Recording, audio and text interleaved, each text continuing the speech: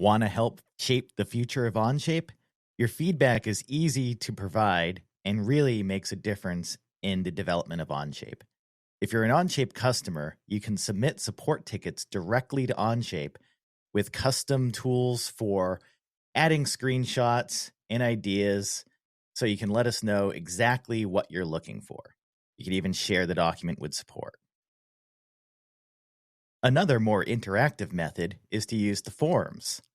Go to your forums account, search for the improvement requests section, and here you can sort on new ideas, filter by status to see and upvote ideas that you might also want. Simply hit the upvote button.